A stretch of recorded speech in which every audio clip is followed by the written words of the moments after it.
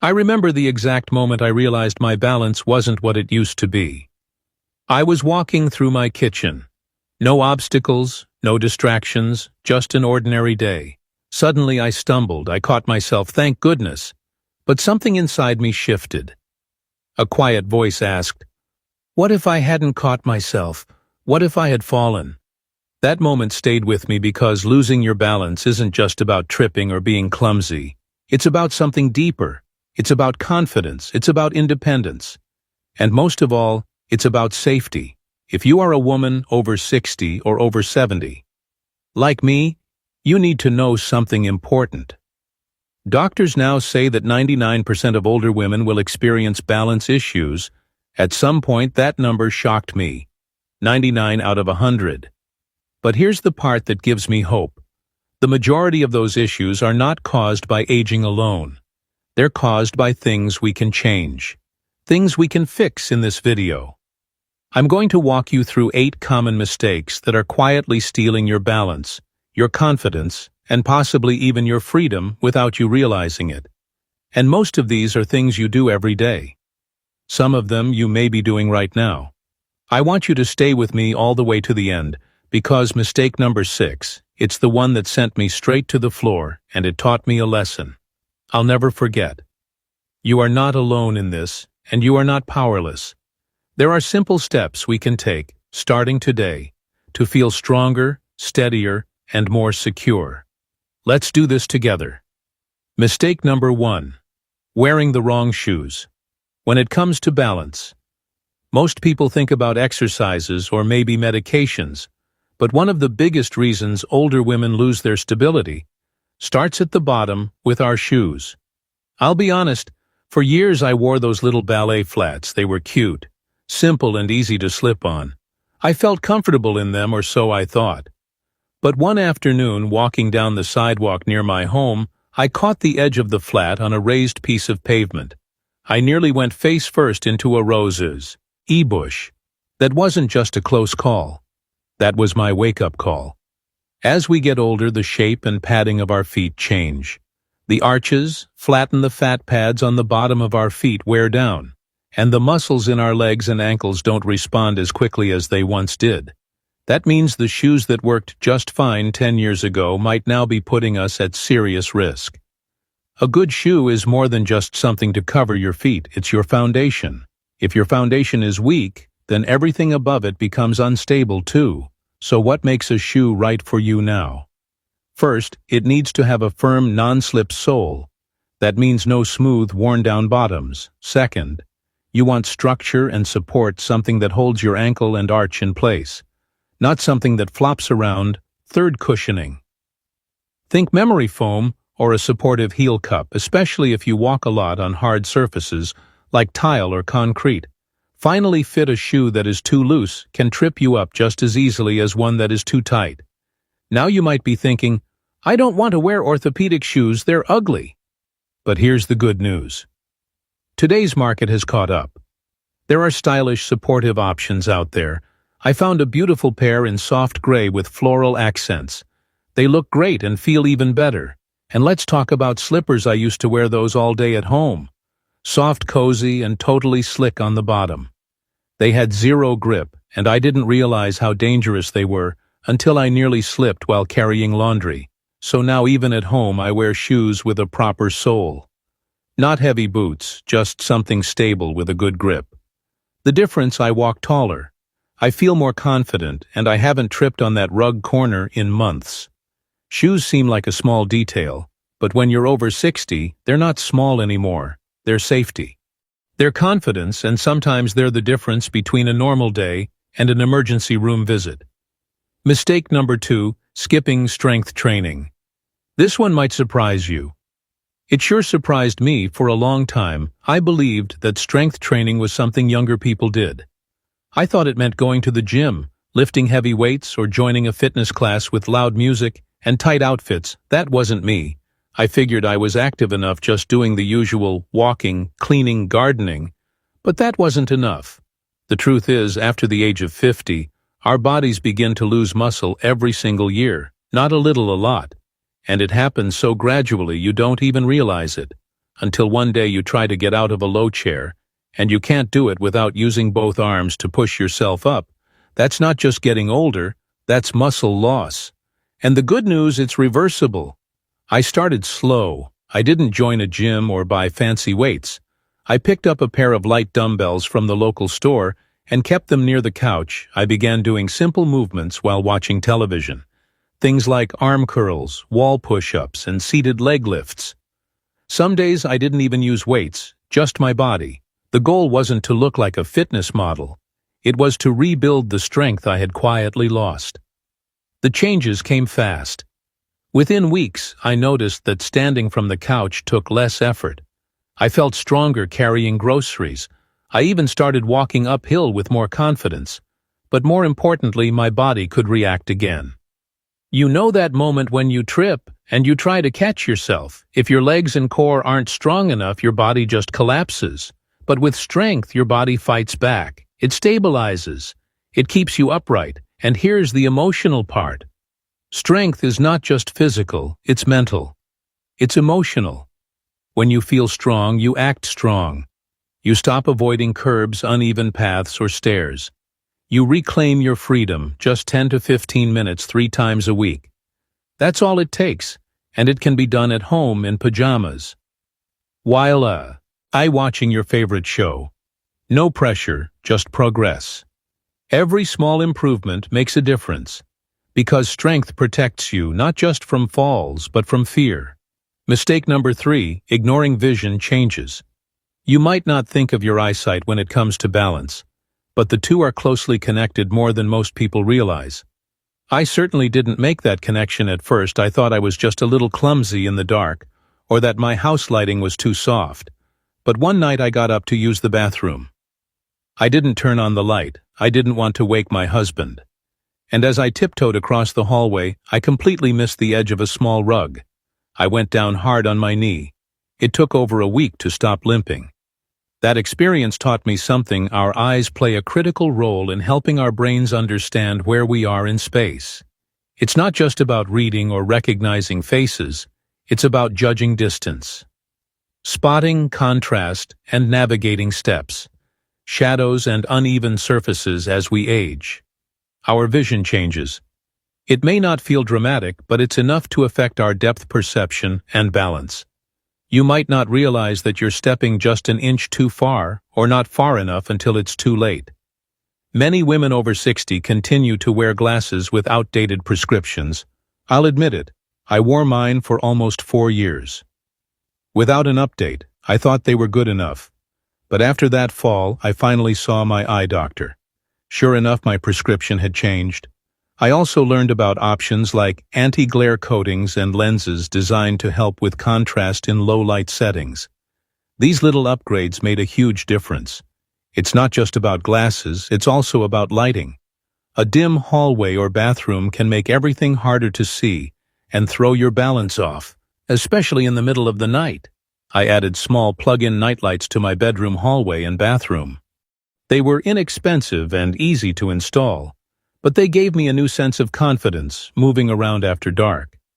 If your glasses are scratched, old, or not tailored to your current needs, they could be putting you at risk every single day. And if your home is full of dark corners or shadows, your eyes are doing extra work, which leads to disorientation, dizziness, and even vertigo. So do yourself a favor, clean your lenses. Schedule that eye exam. Replace bulbs with brighter, warmer lights. Your balance starts with what you see. Make sure you're seeing clearly. Mistake number 4, overlooking medication side effects. This one hit closer to home than I'd like to admit. A few years ago, I started a new medication for my blood pressure. I had been feeling elated on occasion, so my doctor prescribed something to help manage it. I took it as directed and expected to feel better. But instead, I started feeling more off balance. I would stand up from the couch and the room would tilt slightly.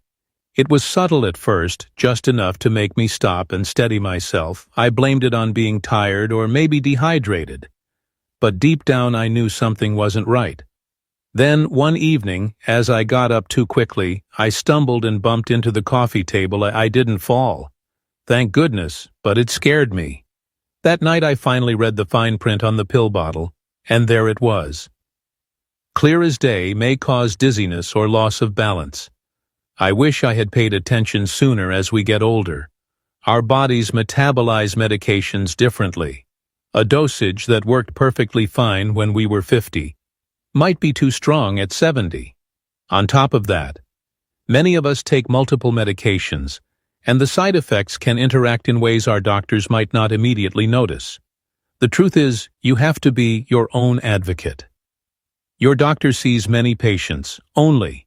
You live in your body. If something feels off, even slightly, write it down. Dizziness, fatigue, light-headedness, don't brush it off. Bring a detailed list to your doctor or pharmacist. Include every medication, even over-the-counter pain relievers, vitamins, and supplements. When I spoke up, my doctor reviewed everything I was taking. He adjusted the dosage of that blood pressure medicine, and just like that, the dizziness disappeared, my balance improved, my confidence returned. So here's my advice. Never ignore what your body is trying to tell you. Trust your instincts, read the labels, ask questions, don't settle for, "It's just aging." Sometimes it's the medicine, and sometimes a simple adjustment can make all the difference in your day-to-day stability. Mistake number 5. Grabbing furniture instead of using a cane for the longest time. I told myself I didn't need a cane, I was independent. I could get around just fine. Sure, I would reach for the back of a chair or lean on the kitchen counter once in a while. But that didn't mean anything serious, right? Wrong. What I was doing is something many older adults do without even realizing it. It's called furniture walking, using chairs, tables, moles, and countertops to steady yourself as you move through the house. It may feel like a harmless habit, but in truth, it's a warning sign.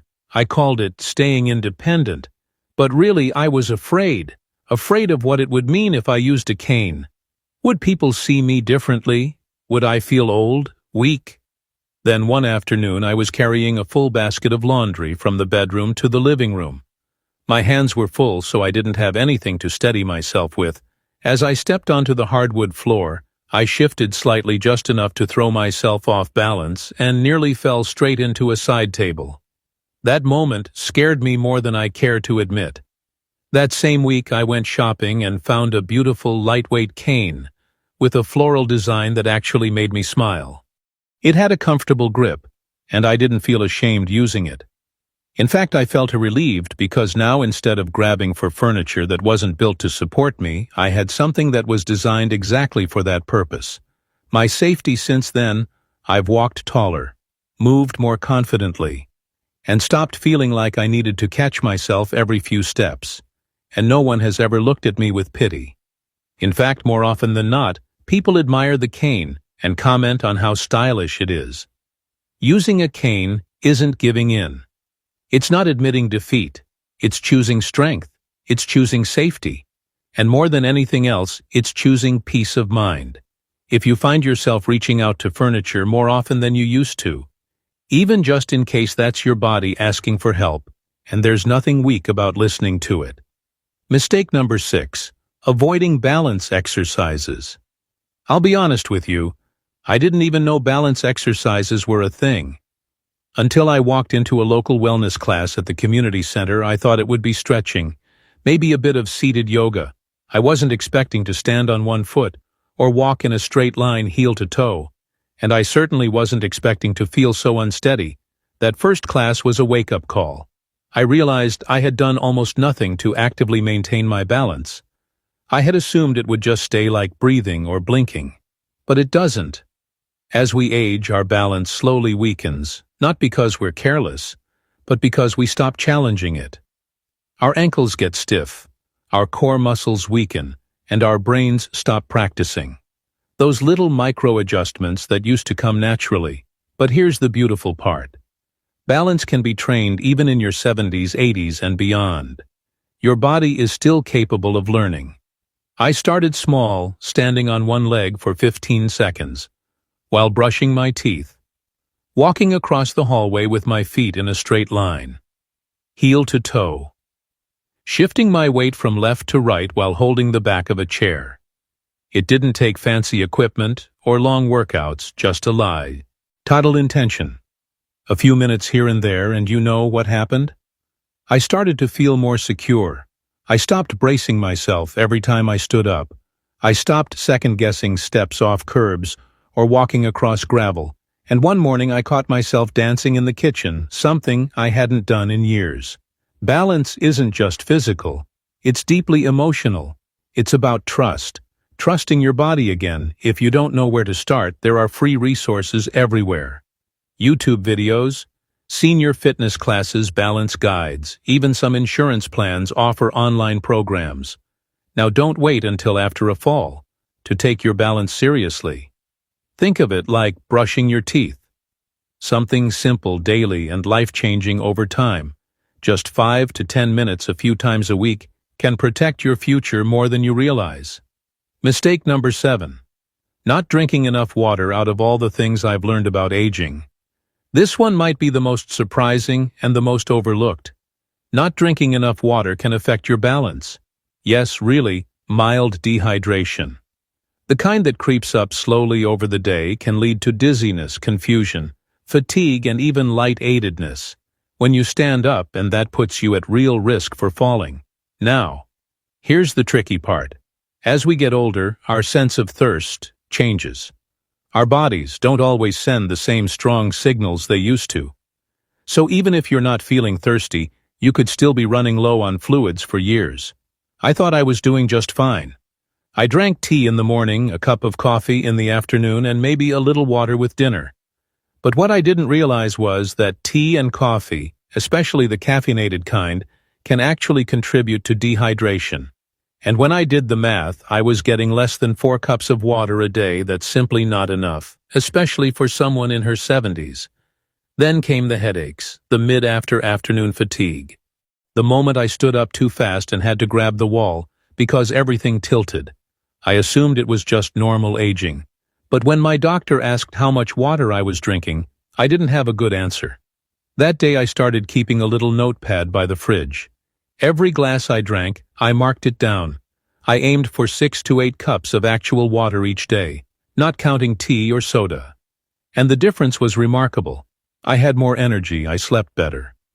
My joints didn't ache as much, but most importantly, I felt steadier on my feet.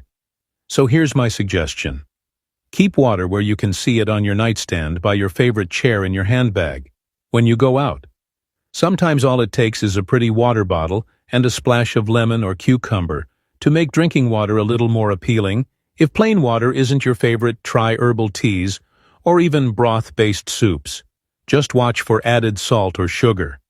The goal is to stay hydrated in a way that feels doable and natural for your lifestyle. Hydration may not sound like a big deal, but for women our age it absolutely is. It supports every system in your body, including the one that keeps you upright.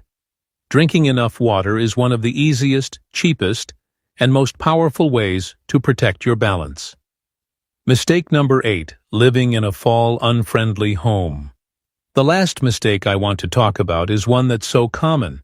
We hardly even notice it until it's too late. I call it living in a fall-unfriendly home.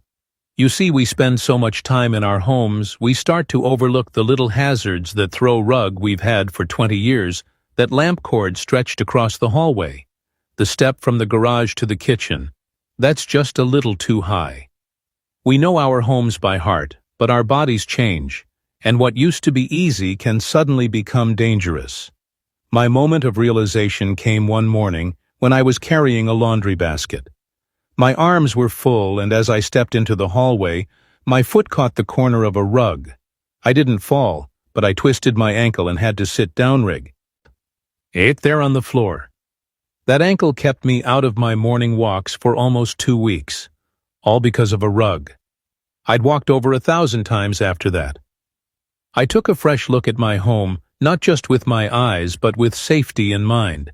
And what I found surprised me. In the bathroom, I had no grab bars, just smooth tile and a bath mat that moved under my feet. In the hallway, I had one single dim light bulb, and in the kitchen, I kept my most used pans on a low shelf that forced me to bend and twist all these things, which felt normal for decades, had become quiet risks, so I made a few simple changes. I removed the loose rugs and added non-slip mats. I installed a grab bar next to the toilet. And inside the shower I swapped out dim bulbs for warm LED lights. I even bought a nightlight with a motion sensor for the hallway. And instead of bending to reach the bottom cabinet, I moved the pans I use most to waist level. None of this cost a fortune, but it gave me something priceless: peace of mind. And let me tell you, there's no shame in adapting your home to support your needs. You're not babying yourself, you're protecting your independence. You're making it easier to move through life with confidence.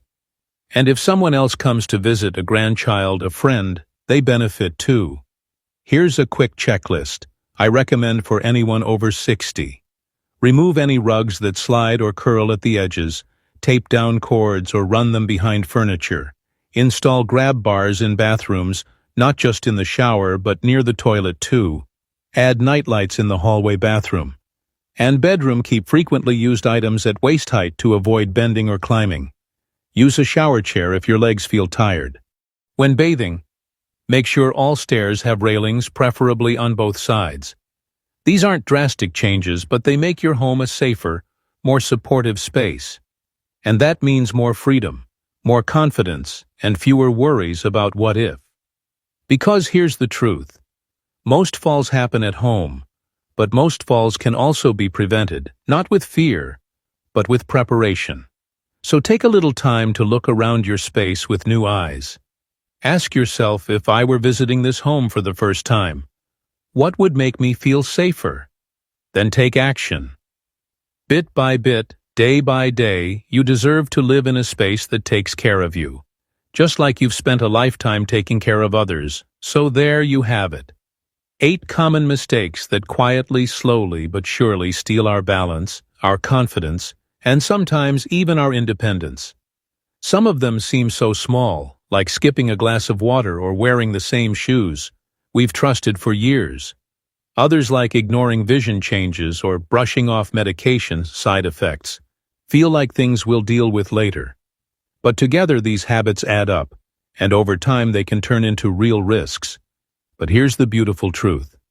You don't have to accept these things as part of getting older. You have more power than you think, more control than you've been told. And you're not alone in this. I want you to know, truly know, that you are still capable of strength, still worthy of stability, still deserving of a life that feels grounded and safe. If you've been afraid to walk down that uneven driveway, if you've skipped an outing because of your balance, if you've ever quietly thought, what if I fall and no one's there? Then this message is for you. You're not weak for being careful. You're wise for preparing. You're brave for choosing to face these changes instead of hiding from them. Taking care of your balance doesn't mean giving in. It means standing tall, literally and emotionally. It means building the kind of confidence that lets you step forward again, not with fear, but with freedom. So let me ask you something simple, and I'd love for you to answer it in the comments below. Which of these 8 mistakes surprised you the most? Or maybe this one. What's one change you're going to make starting today? I read every single comment, and I can promise you, your story might just inspire someone else to get stronger too. If this video helped you, please take a second to like it. If you want more practical advice, heartfelt stories, and guidance for living smarter as you age, be sure to subscribe to this channel. Elderly Wisdom. Insight. Take care of yourself, my friend. Your body has carried you through so much. Your future self is counting on you to keep going, steady, strong, and full of life.